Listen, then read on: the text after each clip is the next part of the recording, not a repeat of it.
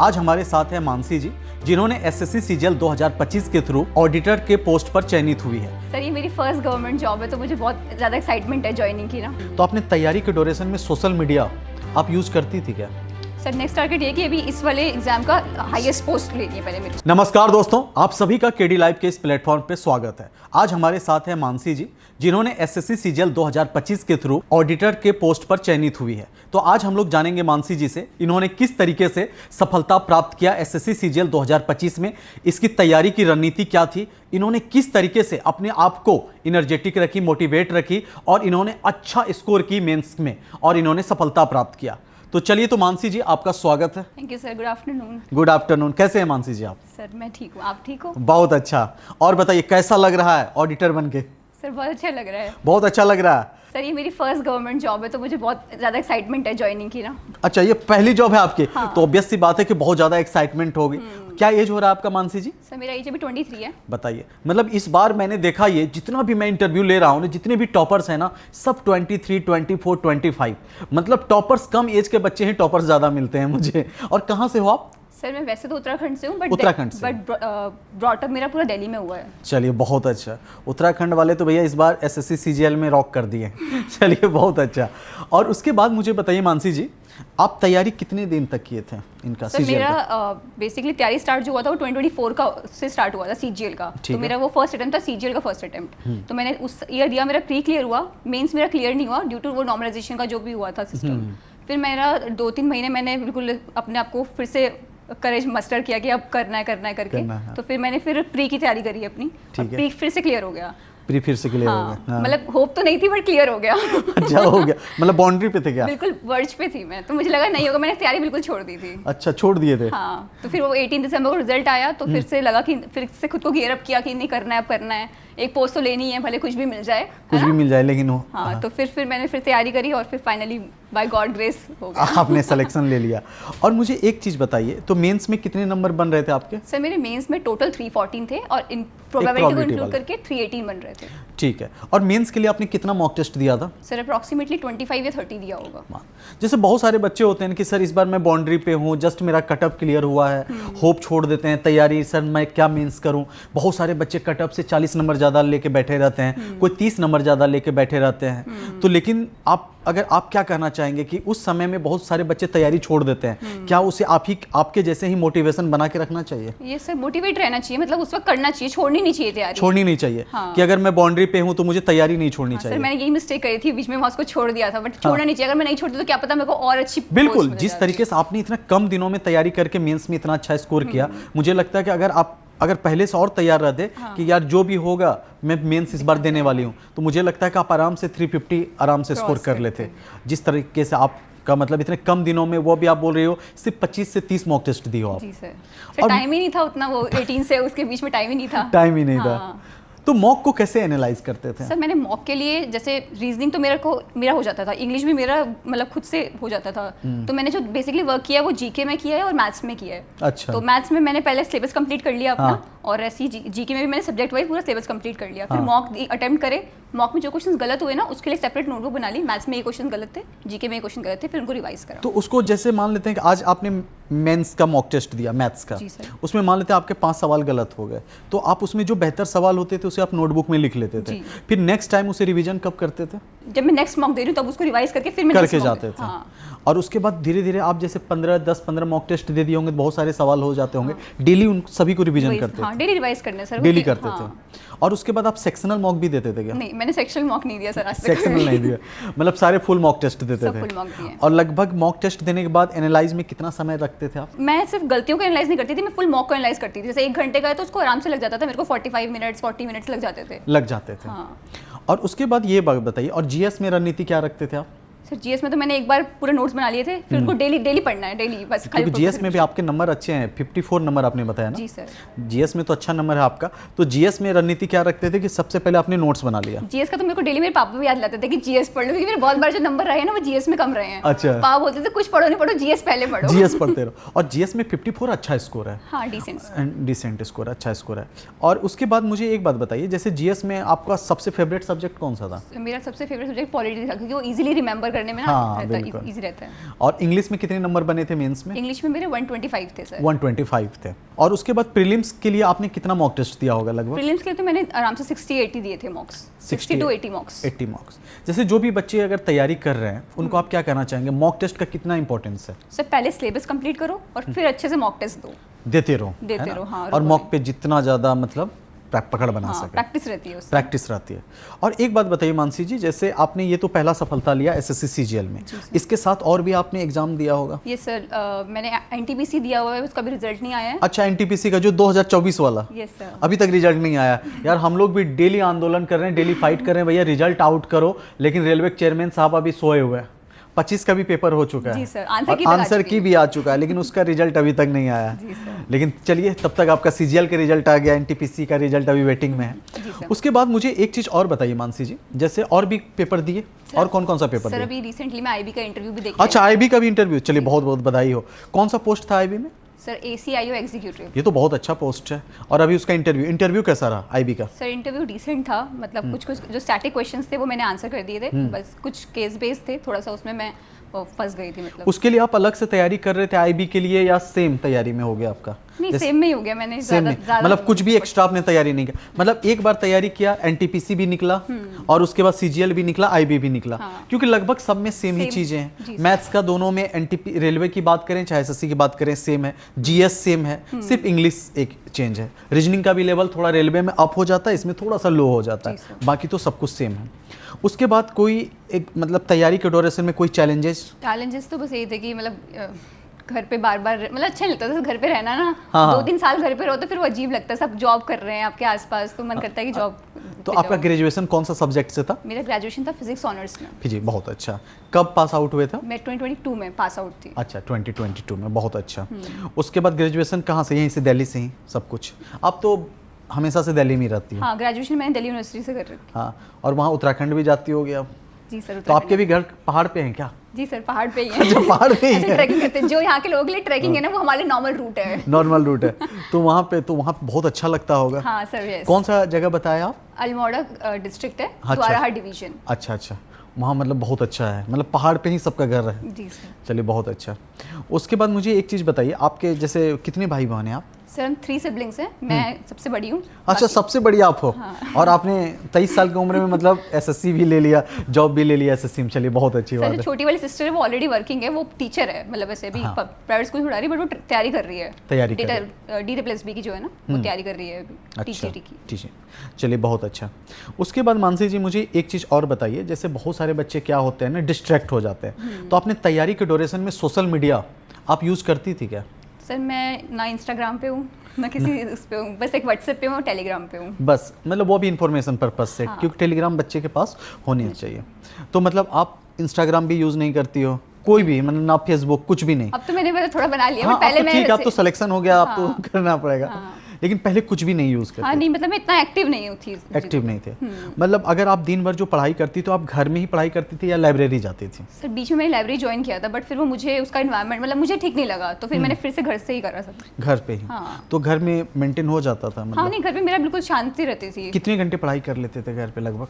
6 to 7 6 to 7 हाँ, our? मतलब मैं कंटिन्यूसली नहीं पढ़ती थी, हाँ, थोड़ा होता पढ़ा है, फिर हो सबका माइंड अलग अलग होता है। कोई बच्चे कम देर में भी पढ़ के अच्छा आउटपुट दे देते हैं, कुछ बच्चे होते हैं जो ज़्यादा देर भी पढ़ते हैं, ज़्यादा आउटपुट नहीं दे पाते हैं, और 6-7 घंटे पढ़ते थे और मॉक टेस्ट देते हैं, बस उसके बाद आराम से चिल। उसके बाद एक चीज़ और बताइए, मतलब जैसे तैयारी के ड्यूरेशन में आपने बोला सोशल मीडिया का, तो आपके पास कोई डिस्ट्रैक्शन था ही नहीं कुछ भी? सर सोशल मीडिया, यूट्यूब वगैरह तो होता है थोड़ा सा चिल थोड़ा वगैरह थोड़ा। करने के लिए। मतलब कितना टाइम देते थे लगभग? अगर मैं बात करूं, यूट्यूब हो जाएगा, व्हाट्सअप हो जाएगा, ये सर सब ऐसा कोई फिक्स टाइम नहीं था, मतलब मैं जब मन इतना किया, हाँ। डिसिप्लिन तो मैं थी, मतलब नहीं हूँ ऐसे। तो वो to be सिटिंग honest। कितने देर का रखते थे आप? जैसे पढ़ाई किए, जैसे 2 घंटे 3 घंटे, कितने देर का एक सिटिंग रखते थे? हाँ सर, 1-1.5 घंटे का या फिर 2 घंटे मैक्सिमम, उससे ज़्यादा नहीं खींचता। 2 घंटे से ज़्यादा नहीं? और मतलब 2 घंटे पढ़े, फिर थोड़ा सा गैप लिए, फिर पढ़ाई किए, है ना? उसके बाद कभी भी ऐसा लगता था कभी पढ़ाई करते करते यार इस बार होगा कि नहीं होगा, इस बार अब नहीं होगा, ऐसा भी आता सर होगा? वो तो आता है, वो खुद में रोना करना, फिर ऐसे भगवान को याद करना कि क्यों नहीं हो रहा है, क्यों नहीं हो रहा है। कभी कभी ऐसा होगा ना कि जितने आपके मॉक टेस्ट में जितने नंबर आ रहे थे और यहाँ पे जो आपके यहाँ पे नंबर आए मेंस में, वो कम आए या ज़्यादा आए? सर मेरे को मतलब मेरा एवरेज रहता था 320 से 330 के बीच में रहता था, तो उस हिसाब से मेरे को लग रहा है कि ठीक ही आए हैं, मतलब 320 तक मैं पहुंच सकती थी। हाँ। कोई बात नहीं, मैंने मैथ्स में सिली मिस्टेक कर दी तो नहीं पहुंच पाई। नहीं तो मेरे को भी जीएसटी इंस्पेक्टर मिल जाता। बिल्कुल आराम से मिल जाता है, मेरी बात हुई थी आपसे उस समय में। तो और मुझे एक चीज़ और बताइए कि जैसे अगर मैं बात करूं जो बच्चे अभी तैयारी कर रहे हैं तो किस तरीके से रिवीजन करना चाहिए उसको, जो नए बच्चे हैं जो 2000 अभी 26 वाला पेपर देना चाहते हैं, वो किस तरीके से रिवीजन करें डेली? सर रिवीजन तैयारी कैसे करें? पहले तो खुद के नोट्स बना के इजीली सब कुछ वो कर लो, एक नोट्स बना लो अपना प्रॉपर। फिर यूट्यूब पे बहुत सारे टीचर्स हैं, जैसे आपका भी एक फ्री कोर्स है, लाइव कोर्स पूरा आपने बना रखा है, फाउंडेशन कोर्स ना पूरा, उसको देख देख के रिवाइज कर लो प्रॉपर पूरा अपना डेली। बच्चे तो उसी से पढ़ पढ़ के इंस्पेक्टर बन जाते हैं यार फ्री से, क्योंकि सब कुछ कोर्स देने की नीड ही नहीं है, क्योंकि मैंने सब कुछ पढ़ा रखा है यूट्यूब पे भी, तो वो सारी चीज़ें। तो और ये चीज़ें बच्चे मतलब सबसे पहले सिलेबस कर ले और मॉक टेस्ट देते रहे, है ना?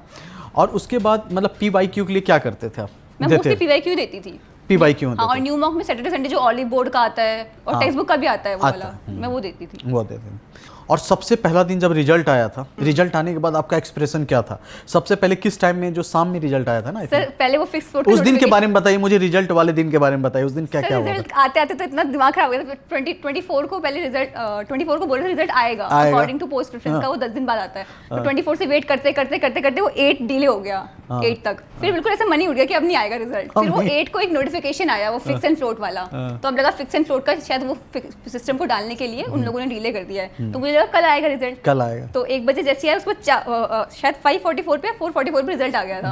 तो मैं बिल्कुल शॉक, मैं खोलूं नहीं खोलूं, पहले कट ऑफ देखूं।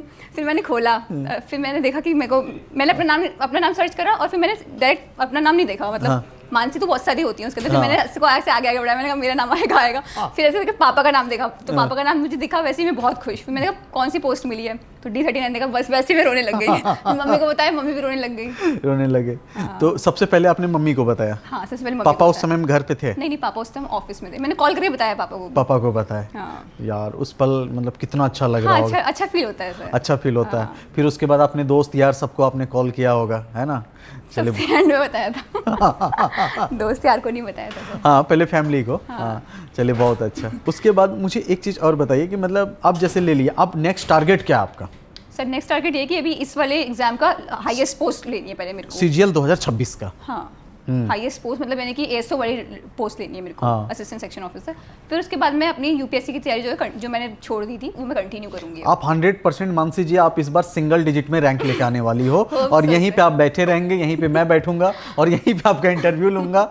और आप 100% जिस तरीके से आपका डेडिकेशन है, आपने मेंस के टाइम में आपने ज़्यादा समय नहीं दिया, क्योंकि आप मतलब वो फंसे रहे भंवर में कि प्री होगा या नहीं होगा, प्री होगा बिल्कुल क्लियर माइंड से कि नहीं अब तो नहीं होना, नहीं होगा।